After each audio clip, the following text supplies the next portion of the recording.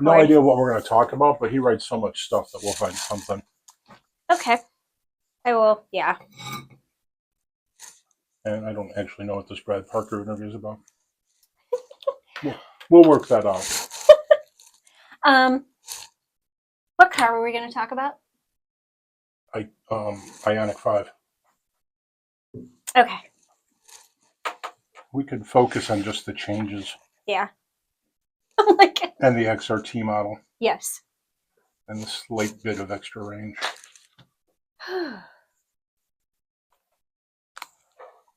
And I don't have any sound.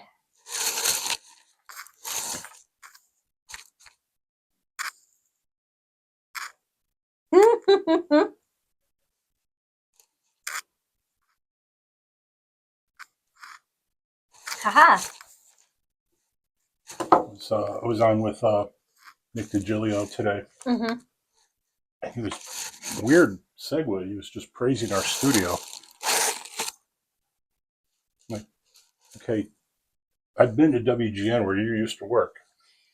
I'm just saying. I mean, this is a nice little small space.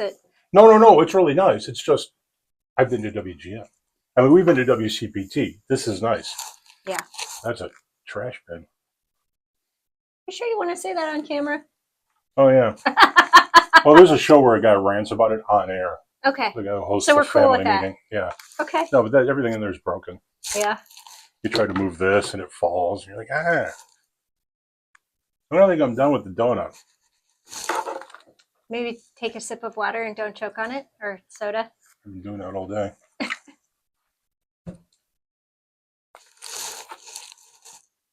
We push on.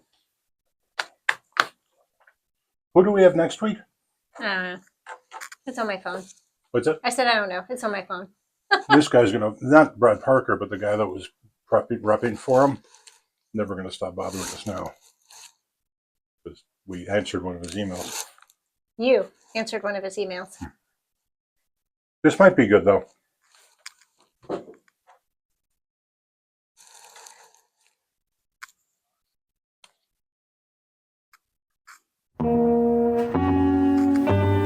Whether you drive a car, need a car, or just occasionally bum a ride with friends, you've come to the right place. Join Jill and Tom as they break down everything that's going on in the auto world. New car reviews, Shopping tips, driving green, electric cars, classic cars, and plenty of great guests. This is the Consumer Guide Car Stuff Podcast. All right, this is the Car Stuff Podcast. I'm Tom. She's Jill. We'll get to her in a moment.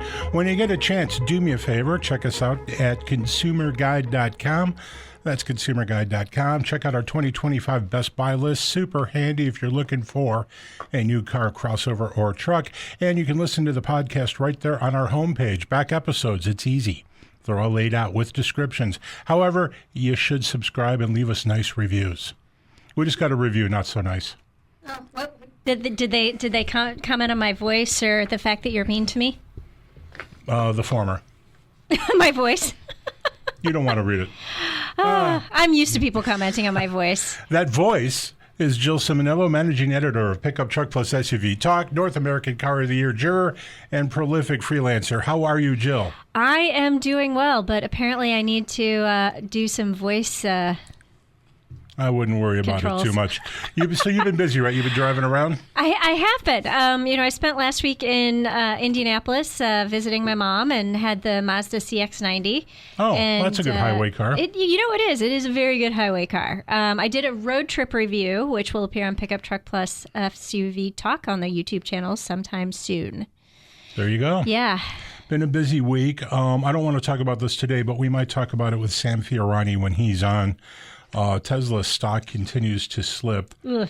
The grim reality here is there isn't a fast answer for Tesla. Let's take politics out of this for a moment, at least my political Your political perspective, and just look at this sort of, as uncontroversially as we can, and that's the fact that he's become unpopular with the exact audience that would buy his vehicles.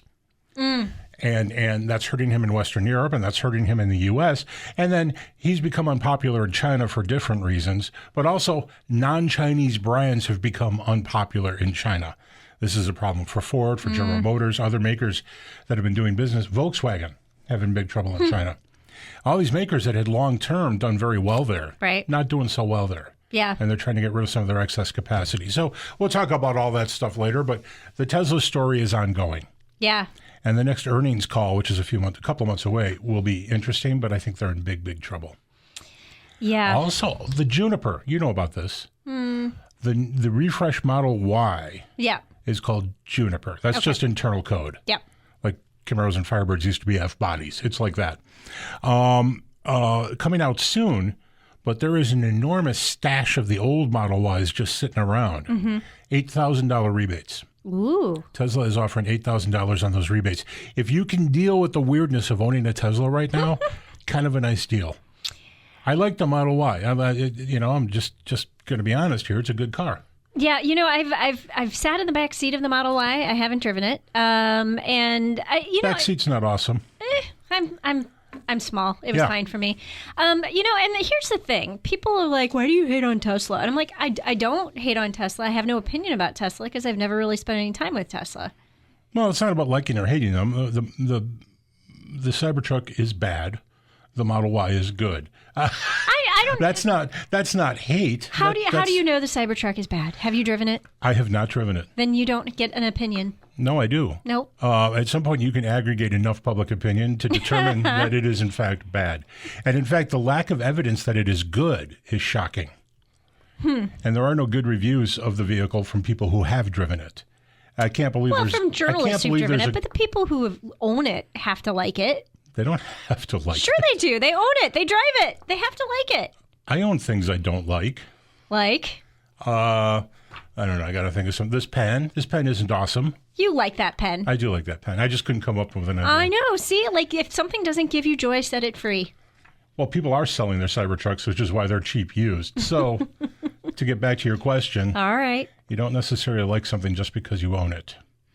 That's a strange statement about marriage, too, but we can get back to that. Here's some bad news. Okay. A little bit of bad news. Moody's has downgraded Nissan's credit rating to junk status. Oops. So this is why we expect this week or next week for the CEO of Nissan to step down. It's bad. They don't have a partner. Honda embarrassed them. Right. It's kind of ugly. Yeah. So we'll see where that goes. You and I made 2 mistakes in the last 2 episodes. Okay. You made the mistake second, so I will go first. Okay. When we were talking with the folks at Ford about police cars, I asked the question about police departments adopting front-wheel drive vehicles. I had forgotten that the current generation of the Explorer is actually rear drive. Yeah. So I don't know what that means for the front suspension, and I didn't actually look. But traditionally, once upon a time, cops were very wary of front-wheel drive. And the previous generation Explorer was based on a front-drive architecture. So my mistake, I just wanted to clarify. Okay. So there you go. You had said, ma'am, that the Altima was not available with Nissan's ProPILOT. Well, the one I had then didn't have it. Well, that's true. That's And it's the one a I had. top-tier trim? It's not. The SR is below the SL. Okay, so only the SL has it? No, for some reason it's available. It's not available on the SR. I can't explain it. Okay, that's I wrote weird. my review last night, but ProPILOT is available on the Altima. Okay, because the SR trim of the Kicks and the Sentra, I think, even have ProPILOT. Well, the Kicks was just completely redesigned, so that was easy for them to integrate finally. Yeah. But the thing about ProPILOT, for people who don't know, it's not an especially high-feature system, but it's great in traffic. Yeah, I mean, it's not the ProPILOT 2.1, I think is what they're calling it, where it's the hands-free system. But it is, steer assist, speed modulation. Yeah, it's great in stop-and-go traffic. And it only works up to a certain speed. Yeah. So, all right. Does it? Yeah. Because it works up to at least 80. Then that might be a new system, but I'm like, it works up to at least 80. because I've used the ProPILOT in traffic, and it's pretty impressive at stop-and-go traffic. Okay. Kia, bringing out the EV4 later this year. A $35,000, 201 horsepower, 330 mile of range little EV. Pretty exciting. Yeah. Could be good. Yeah. We'll see. Styling is controversial. It's got a really weird looking back end, like C-pillar aft. It's got almost an old Saab look to it. I like it. If I'm thinking of the right vehicle, I've seen the pictures. It looks like a smaller EV9. EV9, like the SUV. Oh no, this is a sedan with a hatchback that won't be available in the U.S. Okay, so I'm thinking of, you said, It's about the size of a no, Civic. what did you call it? EV4. I thought EV4 was an SUV. Huh, okay, I'm off my game today. Don't mind me. All right. I'm just going to sit here and be quiet. We were going to talk about bad car names, but why don't we get to our review first? And we can cover those after the quiz if we have time. So it's hard to believe at this stage in the electric car game that any electric cars other than Teslas are ready for redos. You know, you wouldn't think. Everything just seems so new. Yeah. But the Hyundai Ioniq 5 just had a significant mid-cycle freshening, and you have driven it. Yeah. And so what's really interesting about the mid-cycle refresh, and so what? It came out in 22, I think. You think I would have written that down, and I didn't. and so it's only about 3 years old, but yeah, mid-cycle refresh, and it is it doesn't look that different from the outside. I think some of the lines are a little bit crisper, the front fascia, the rear fascia, a little bit of a redesign. But if you were just looking at it and you just kind of glance out of the corner of your eye, you wouldn't say, oh, that's the 2025 Hyundai Ioniq. But some of the changes that they've made, like under the skin and inside the vehicle, are kind of a big deal. So they now have integrated wireless Apple CarPlay and Android Auto, which was one of the big complaints that I think all of us had about the first go at this vehicle, because you have... Not all of us. Well, most of us. You're the aberration there. But it had all of this great technology, but it didn't have the ability to do wireless Apple CarPlay and Android Auto. And so that is now in there. And then they also have kind of redesigned your armrest area, or the console area, with it's still movable. It still moves forward and aft, and I really like that. I like the adjustableness of that. But they moved the wireless charger up, and they next to the cup holders, so it's a more convenient location. And I will say, as somebody who's often critical of wireless chargers, it actually works. I want to laugh about something real quick. Don't lose your spot. I'm driving the Toyota GR Corolla right now, which is a hoot. But clearly they struggled to find a place to put a wireless charger. Oh, yeah. And so it's just sort of stuffed really far forward on the center console underneath the dash. It's fine if you don't need your phone, you're not using your phone, you're not touching your phone. That's great. And I'm reminded, and this is you're going to roll your eyes, of the Renault 18i, which was popular in the mid-'80s. Okay. Or it was never popular, but it was sold here in the 80s. And they weren't prepared really for the U.S. market, where they needed to have power windows in a vehicle of that price. So the switchgear was all underneath the console, and guys with big fingers couldn't roll down the front windows because the switchgear was tucked so far forward. Anyway, everyone is scrambling for space for a charger. Yes. And if you don't have a big vehicle, that's tougher. Yeah. But, I mean, here they've moved the wireless charger into a location that makes a lot of sense, and it doesn't overheat your phone. So here's the fun fact that I learned during the mid-cycle refresh review. Did you know that the wheelbase for the Hyundai Ioniq 5 is longer than the Hyundai Palisade? Yes. Yeah. Yeah, that is getting a big battery thing. And you run into that on electric vehicles.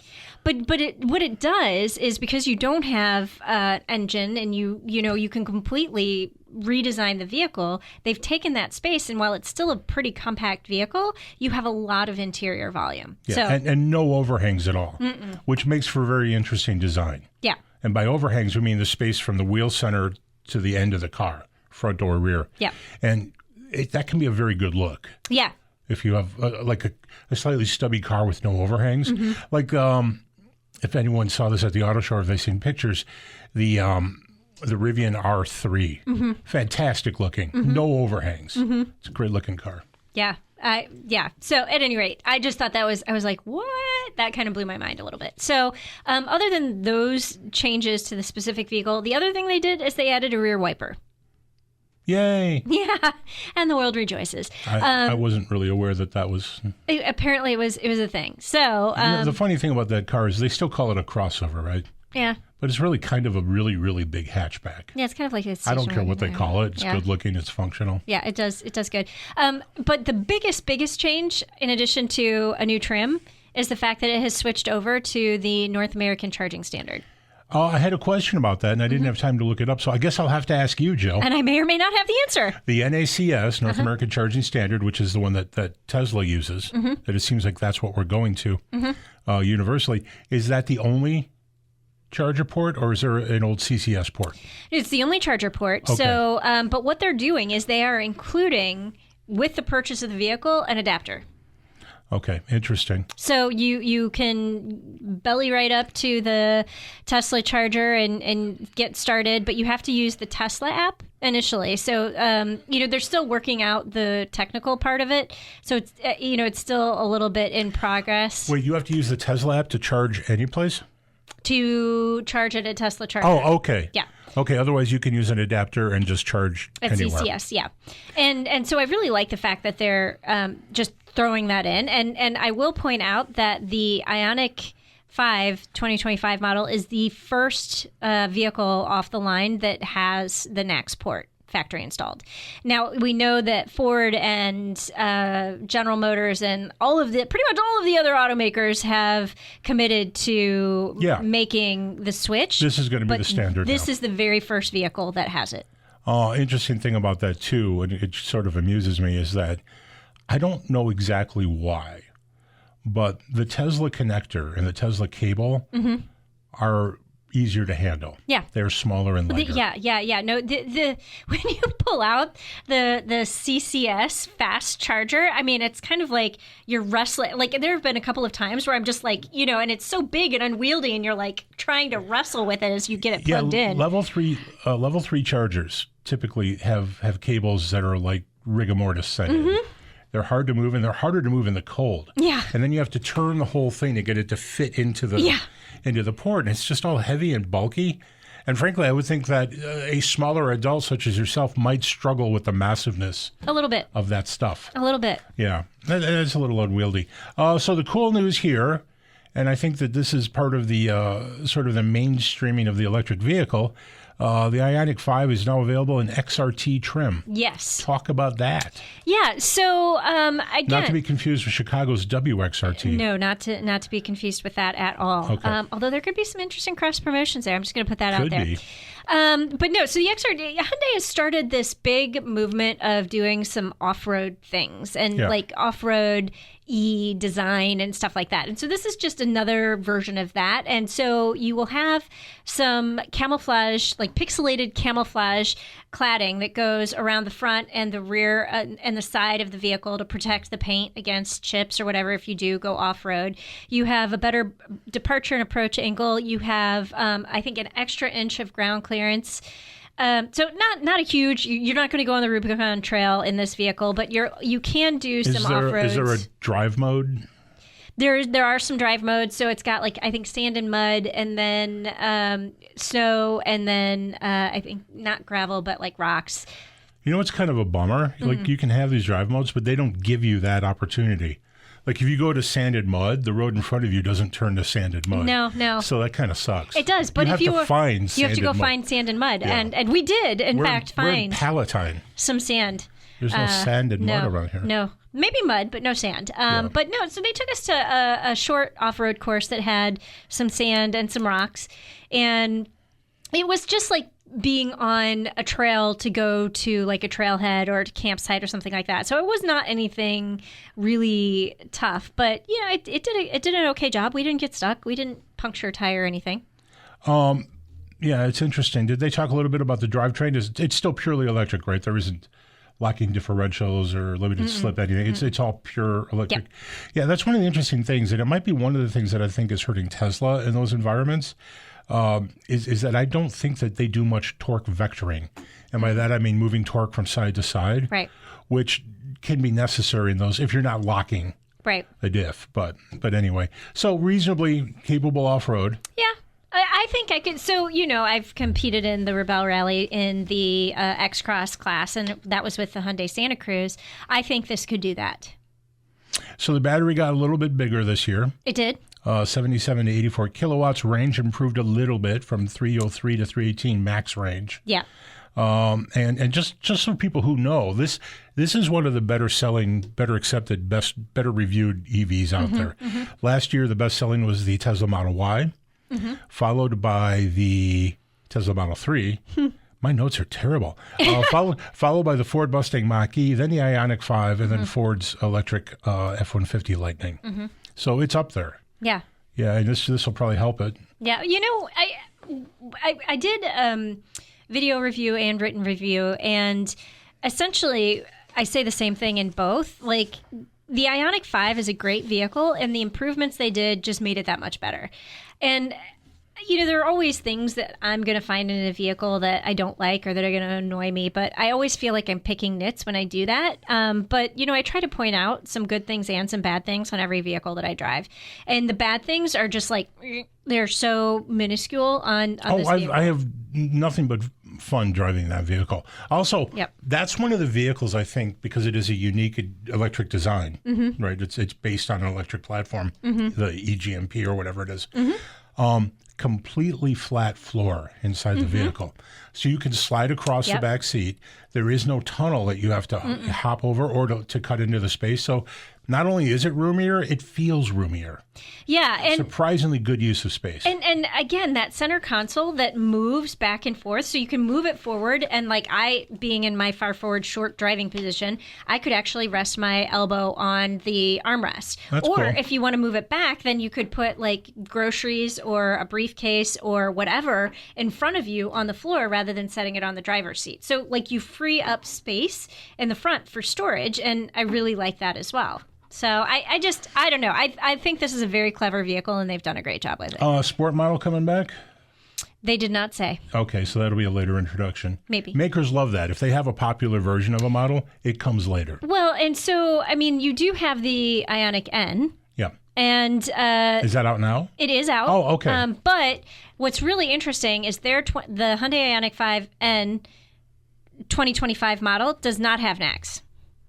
Oh. Yeah. I wonder why. Because it came out just a little bit before the line was ready. So I'm assuming that that'll be coming for 2026 model year for that. I read this today. The XRT comes out first. Prices range from $44,000 to $60,000 for this vehicle, not including options, but including destination. It goes on sale when? I'm assuming pretty imminently. And then this is a big piece of news. This vehicle is now built in the United States at the Hyundai Motor Group Mega Plant, America, or HMGMA for some reason, which is no easier to say. No. But that's in Georgia, which means it will qualify as long as it's around for the federal tax credit. So buy it quick if you want it. Yeah. Yeah, you may want to do that. And there has been a rush. We'll see those numbers later. Here's a problem with electric vehicle sales numbers in the U.S. Tesla does not report or share those numbers, so we have to wait for registration numbers to come in. And thank you, R.L. Polk and other companies like that do that and share that information. All right, we're going to take a break. When we come back, we talk to Brad Parker, the co-founder and CEO of DealNow.com. Stick around. Questions or comments? Drop us a line at carstuff@consumerguide.com. Yeah, I wrote my Altima review. That's carstuff@consumerguide.com. Oh, it should be in the. Do you have it on your? I'm not going to find it easy. You can erase me for it. And it's like playing the intro again or something. It should be in the email. God. You do have it? No, he doesn't. Oh, okay. It's playing our intro again.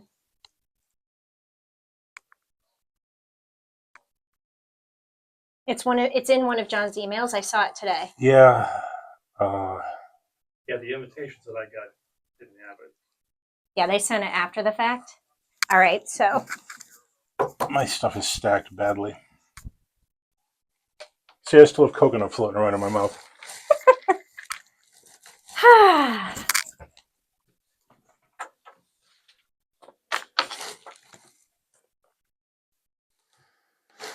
I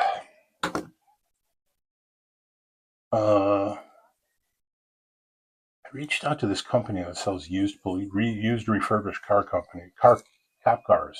Okay. that Frank Piler gave me a number for, but they haven't gotten back to me. I thought they'd make a great guest.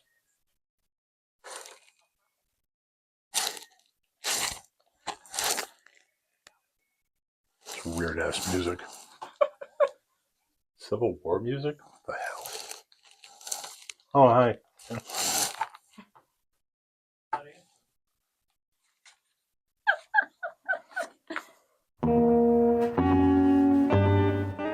Welcome back to the Car Stuff Podcast. And we're back. This is the Consumer Guide Car Stuff Podcast. I'm Tom Appel. She is Jill Ciminillo. Jill, how are you today?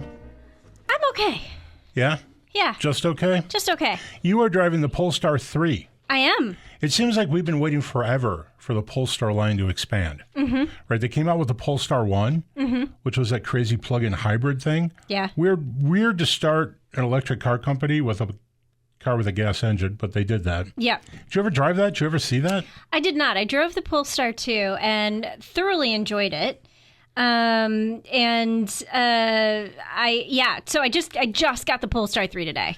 I saw that, and it's funny. I passed it, and I'm looking at the logo on the back, and it didn't immediately hit me what that vehicle was. Mm-hmm. And then the Polestar logo, for some reason, entirely my bad, I interpreted it as a Rivian logo. And I'm like, what am I looking at here? And then I parked. I'm like, that can't be a Rivian. Right. Because there's only one Rivian, really two, but it's the pickup and the crossover, and they look the same. And then it hit me. That's the Polestar 3. So that's finally out. Yeah, and it's funny because I'm planning a week-long series. Like, I'm going to do a check-in on the vehicle every day. And TBD, because I'm not going to tell you exactly what it is that this video is going to be about. Just know it's going to be a daily check-in about something.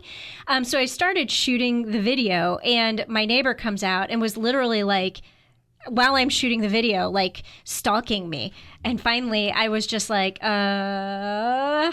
And he was like, this is handsome. What is this? It is good looking. It is one of those gray tones that we're seeing maybe too much of. Mm-hmm. But that's very Scandinavian, right? Very Swedish. But I'm liking the look. So that's the Polestar 3. The Polestar 4 comes out relatively soon too. And I think that's kind of a low fastback sedan. I think that's going to be pricey. Okay. What do you know what this costs? I have not looked at any of the documentation yet. Like, literally just got it before coming here. Yeah, Polestar's interesting. They've had a rough launch. I think they've reorganized a little bit. Part of the problem with Polestar 2, and this is way inside baseball, Polestar was originally conceived as a division of Volvo, and Volvo is owned by Geely. Mm-hmm. And Polestar's launch was very expensive, and it was bagging down on Volvo's finances. And Volvo's like, yeah, we can't do this. Right. So it's been reorganized. Things were slowed down, but I think they're back in business. They're good cars. They're not going to fail. Geely knows what they're doing. Yeah. And Volvo makes great stuff, and this is mostly Volvo tech. Yeah. So we should be good. All right. On the phone. Yes. On the phone, we have Brad Parker, co-founder and CEO of DealNow.com. Brad, how are you, sir? Doing great. Great to be here. Thank you for making time for us today. Brad, do me a favor. Tell us about DealNow.com and what you do there. Yeah, so DealNow.com is basically a marketplace to transact cars electronically and to do the deal from start to finish. Our primary focus is actually on vehicle acquisitions. So a dealer could use it to shoot a link to somebody and verify the individual, verify the car, avoid fraud, and basically acquire a car off the street and have everything to verify title, verify lien, do lien and title release, and do it all in one platform. Now, that would make DealNow sort of competition for like CarMax if you're a consumer, correct? Not necessarily. It would be more of a tool behind the scenes that a dealer would use. So in a way, it'll enable the independent and franchise dealer community to basically provide a level of service, even more technology, but the ability to seamlessly acquire cars, but also make it very seamless for the end user and the customers, the sellers.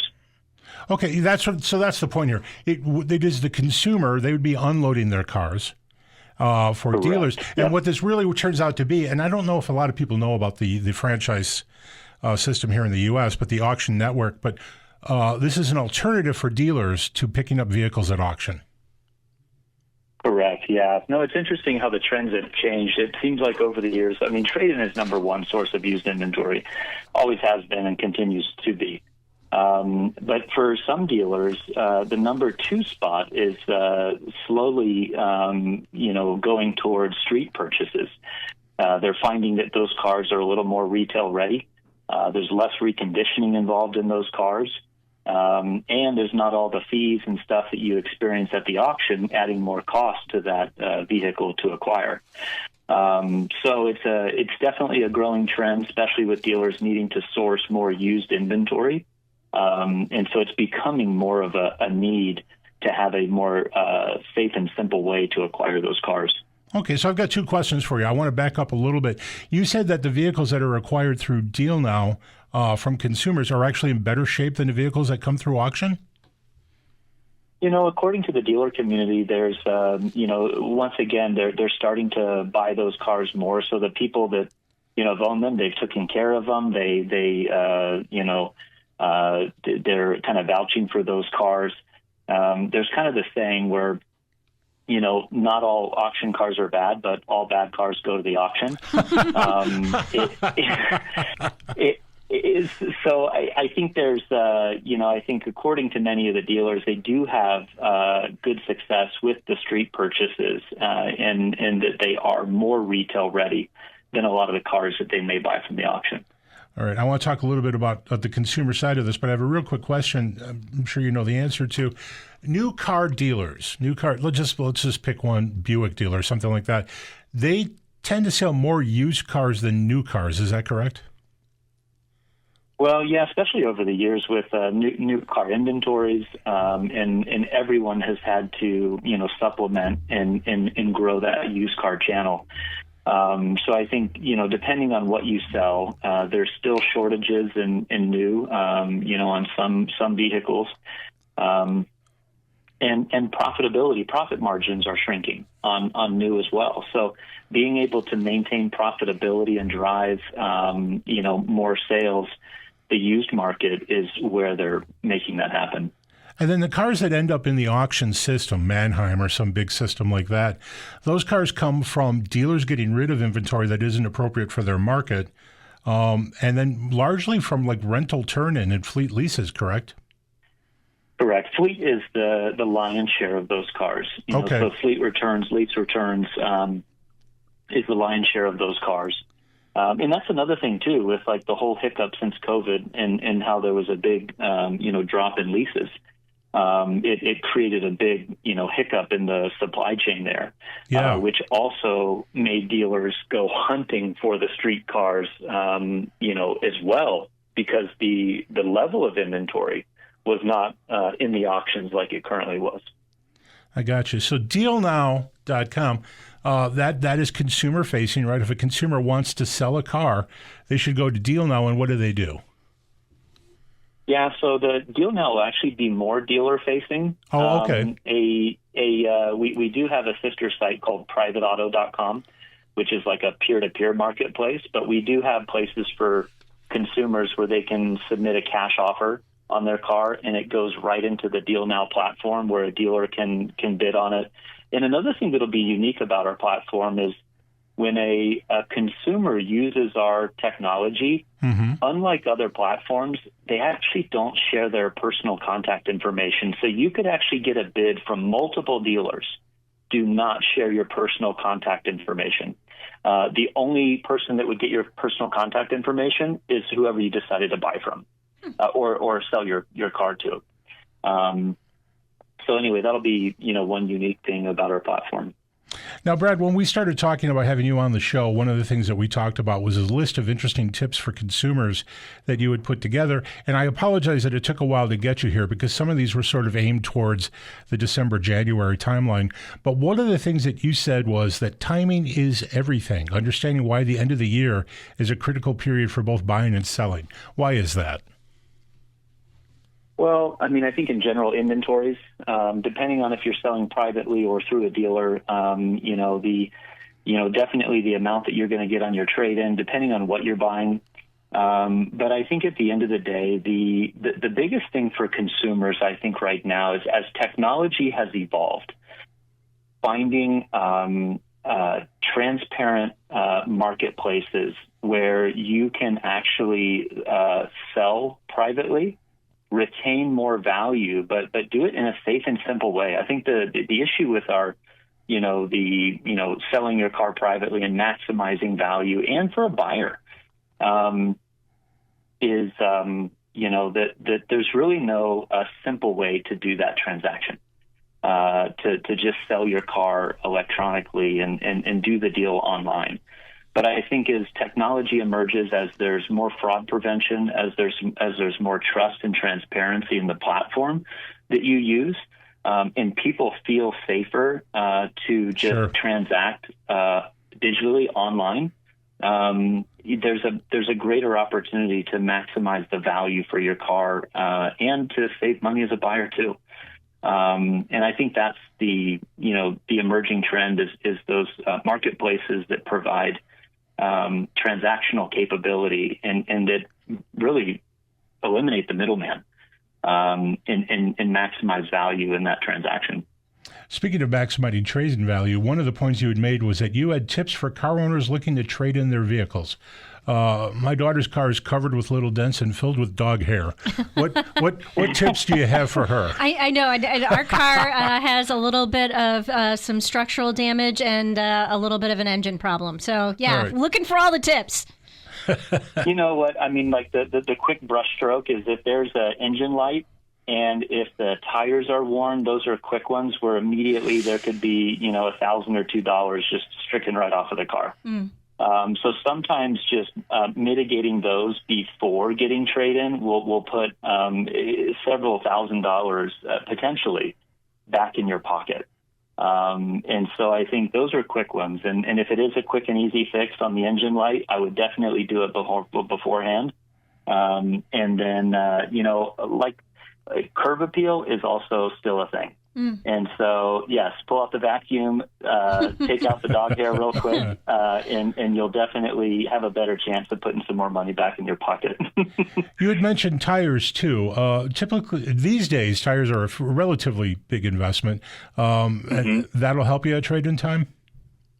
Absolutely. I think it seems like, even me personally, every time I go to trade in a car, it's like, oh, well, you're going to need new tires. So we're going to, have to take, $1,200 off, especially depending on, what car you're trading in. But that's probably, even when a, dealer's buying a car from the auction or anyway, it's like, what are the tires like? Because that's a big expense. And also as a dealer, they want to make sure that car is, as retail ready as possible. And especially from a safety standpoint, they would not want to sell, a car with tires that have less than, 50%, life on the tread. Okay. And so naturally, that's going to be a big expense right there.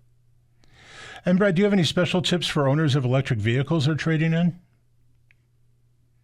Yeah, on the EVs, I think, and especially there's, I think the used market is heating up on the EVs. Yeah. So because of the volatility with new prices, and yes, that kind of, struck a lot of people, had a negative experience with that. However, at the end of the day, I'm a firm believer that, the trends are showing the rise in EV sales, the rise in EV market share. And there's a growing trend of people that may not be willing to buy new, but the used market for EVs of people wanting to jump in after that initial depreciation, after that initial, volatility of the new EV prices.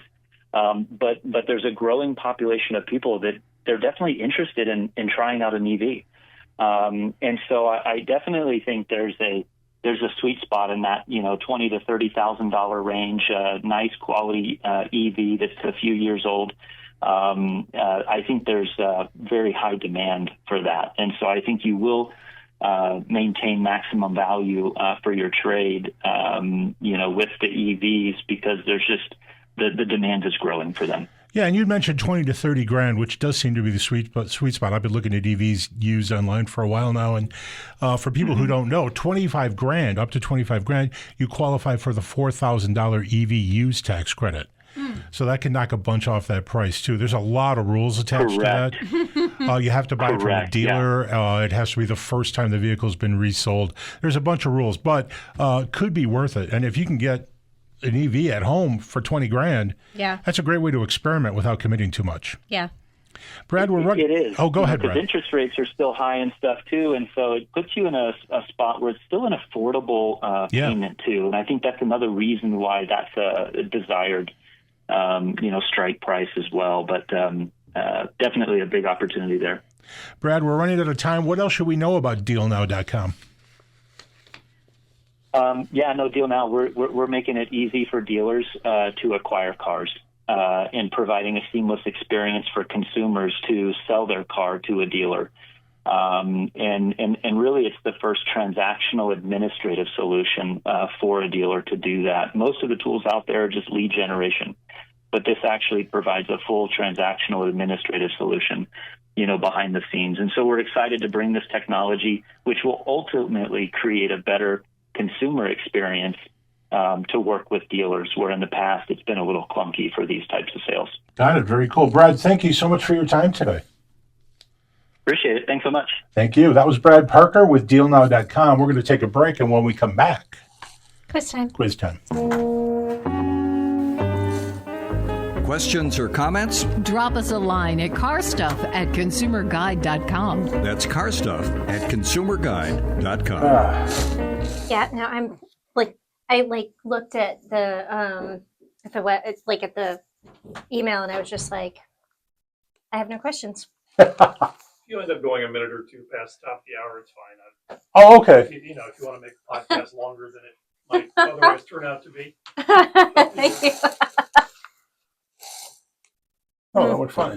I don't know, I always have more to say. I was actually going into this. I thought DealNow was the consumer portal. Oh, okay. I was reading about that this morning. Usually, I spend all Monday morning getting ready for the podcast. Did you see this thing? This guy's still on Facebook. The guy that drew this Dick Nesbitt. Like most of the guys on Facebook that are old car guys, they know him and follow him on Facebook. And he's very chatty. But he designed this. Cool. And everyone calls it like the first minivan, but it's actually based on a full-size van. That's not really what it was. It was sort of the first van that was family focused, not a giant church bus or something. Welcome back to the Car Stuff Podcast. And we're back. I'm Tom. She's Jill. This is the Car Stuff Podcast. How are you, Jill? Second time I've asked you that. You got caught off guard with donuts. No, I didn't get caught off guard. I just was a little bit slow. Yeah, I have a mouthful of donut. And you know what?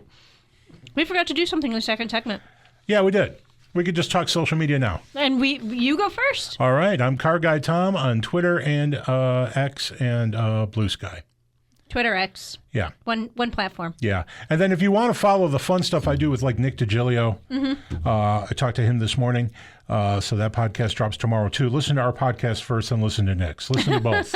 listen to both several times. But the fun stuff I do with television stuff. And put happy reviews and say that my voice is nice. Always give us reviews. All right, Jill, you're in social media too, but not much, right? You don't. No, I don't. Social media. What is that? I'm on all the social media, and you can find me. I'm very prolific on TikTok. I usually drop at least one video a day. And I'm on YouTube. I do long form videos a couple times a week, and then video shorts. So if you're not on TikTok but you're on YouTube, or if you're on YouTube but not on TikTok, you'll find me both ways in terms of video. I also have Instagram, Facebook, LinkedIn, Threads, Blue Sky. I have all the things. You can find me at Jill Ciminillo, and I feel like I need to start hashtagging all the things. But my unique hashtag is car du jour. I have car du jour. Yes. I have a thing going on right now, and I don't know why, but in the last 6 months, a lot of people reaching out to me, DMing me on Facebook, want to know about cars they want to buy. And that's fine, and if I can help, I will. But try to be short and succinct. Yeah. Just tell me exactly what it is you're looking for and what you're worried about and what you need in a car. Like, tidy that up. Because I get some that are like, I have to go back and forth a lot of times, and I'm kind of busy. You're busy? I am happy. I'm happy to help our listeners. Yes. A lot of Steve and Johnny listeners reach out to me, and that's great. I'm happy to help, but as much information in the first email as possible. Yeah, and I actually, speaking of that, I just got an email from, I don't know if it was a listener of our podcast or somebody who found me through TikTok, but somebody said that their wife is 5 feet tall, they're looking for a new car to buy, and the GMC Yukon no longer has adjustable pedals. Oh. What would I recommend? And so I have a fast answer. What? New wife. Yeah, no, that is not the good answer. So, if you are a listener, please know I did see the email. She really is short. I am really short. I will get to that. I have some thoughts because Ford and Stellantis have kept their adjustable pedals. So if adjustable pedals are a thing, you can still get them. What was the vehicle? The Yukon? Yeah. Oh. GMC Yukon. Oh, well, the Expedition is awesome. Yeah. So I do have some thoughts, and I will reply to the email, I swear. And maybe this could be a topic for a future podcast where we talk about like the tall and short of it, like what's good for big guys and what's good for short girls. Yeah, that might be 2 shows. Yeah. We'll have to see. Yeah, it's interesting because, since I've been test driving vehicles, vehicles have actually got roomier, larger and roomier. It's actually less of a challenge now than it was. Like I'm driving this GR Corolla. Which is a teeny tiny car. But I fit fine. Yeah, I love that car. I fit fine. The only vehicles I really don't fit in are like the Miata. And some small German 4-doors. But anyway, it's quiz time. Okay. Are you ready? Never ready. This is the quiz you've been begging me to do. No, I've never begged you to do any quiz. Today's topic is engine parts. I'm just going to give you a part, and you have to tell me if it's real or not. I'm going to eat my donut. All right. Are you ready? You understand the rules? I understand the rules. Did you explain the rules to everybody else? Not those rules. Okay. 5 questions plus a bonus question. You need 3 for a win. The bonus question, obviously, always related to the topic of the day. Always. Yeah. All right. Are you ready? I'm just going to give you a part name. You have to tell me if it's real or not real. Timing chain. Real. Real. Good job. You're on the board. That one I know. It's gonna go downhill from here. I took a big bite of the donut because I figured I'd have to stall. All right. Are you ready? Timing belt. I think that's also real. It's the same thing, really. Okay. Yeah. So the timing chain connects the crankshaft to the camshafts. That's it. So there's a chain, there's a belt, and depending on the car and what they're trying to accomplish, you might get one or the other. The belt will wear more quickly, can stretch, so you normally have to replace the belt during the lifetime of the car. Chain can last forever, but it's louder. Okay. It also weighs more. But there you go. So I have 2 points. You have 2 points off the bat. I don't know how that happened. All right, the Cam Advance Adjustment Modulator. Cam Advance Adjustment Modulator. Real or not real? Gut reaction is to say not real. Not real? I mean, I'm assuming that would be referencing like the camshaft, but yes. Yes. I'm sure that's a logical assumption. That would if you were making this up, that's what you're referencing. If it's real, that's what it's referencing, but I think it's fake. The Cam Adjustment Modulator is fake. Okay. You've already won. All right, ready? And here I thought I was going to like goose egg this because I do not know engines. The crank filter fluid pump. That also sounds fake. So gut reaction. It does sound fake. It does sound fake, yeah. Say it again. The crank filter fluid pump. Crank filter fluid pump. Yeah. I'm gonna say it's fake. It is fake. Okay. All right, you're going 5 for 5. Wow. Finally, the coil check flow valve. Coil flow check valve. Coil check. Coil check. Flow valve. You can look at it. I didn't write the answers on there. Coil check flow valve. I'm gonna say that's also fake. It is. You went 5 for 5. Wow. Yeah, that's just my bad writing. It could be. It could be. All right. What do we got here? Got a few minutes left. It's bonus question time. According to my favorite website, franchise.net. Okay.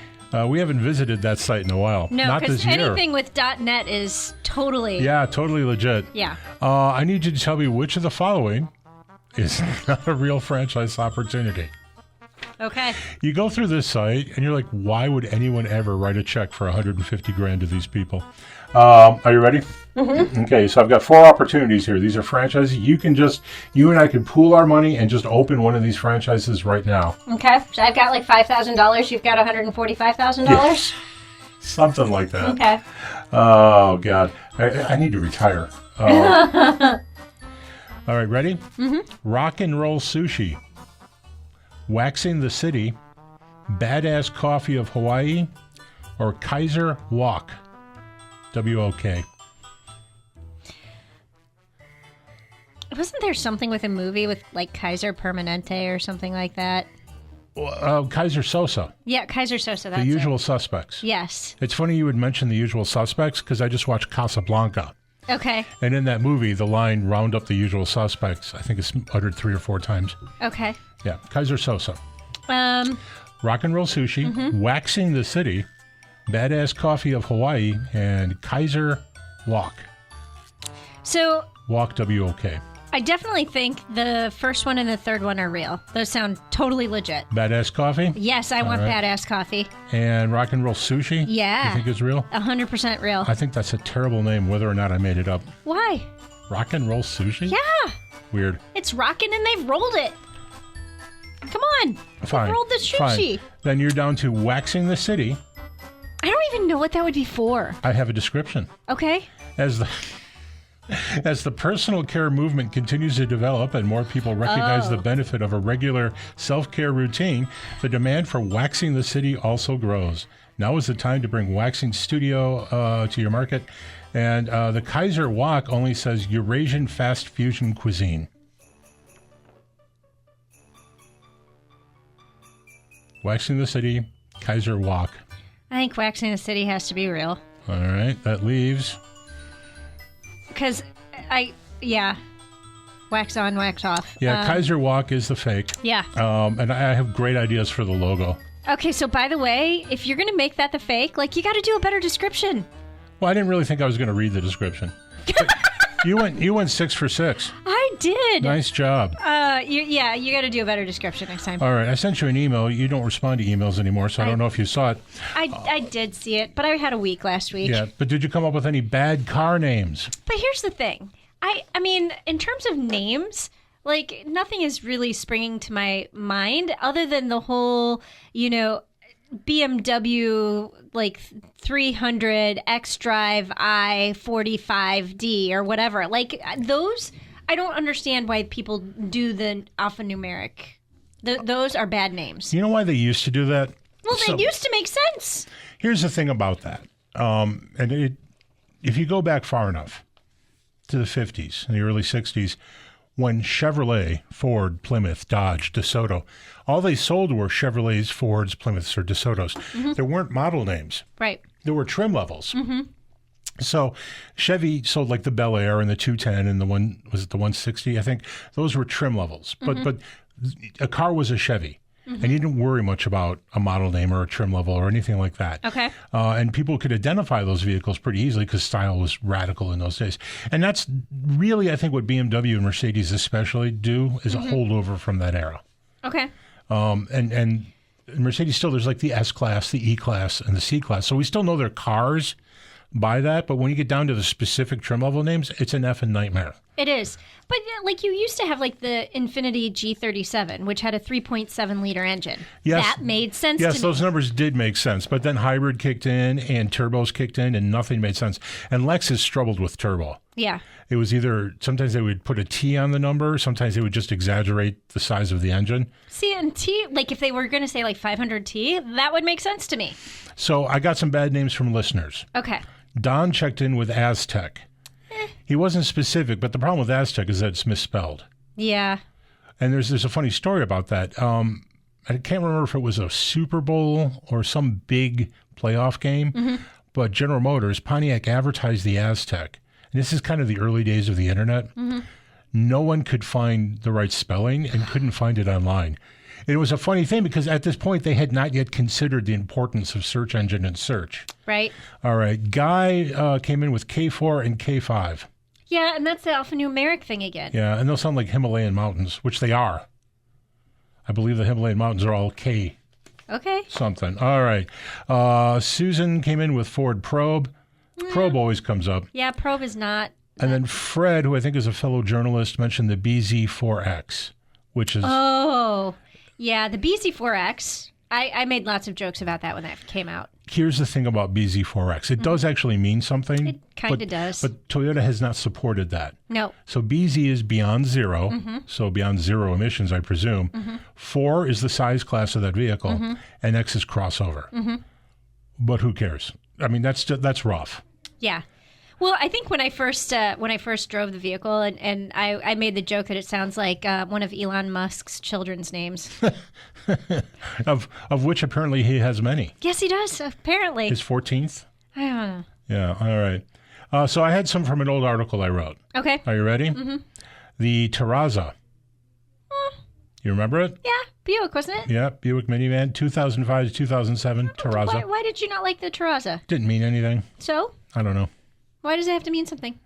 I suppose it doesn't, but it should. Why? I don't know. No one's going to remember it, and then no one's going to spell Terraza. 2 R's, 1 Z. That's true. That is certainly. It's like tariff. Tariff I always misspell. Here's one that always bothered me because it was too cheap. Malibu Max.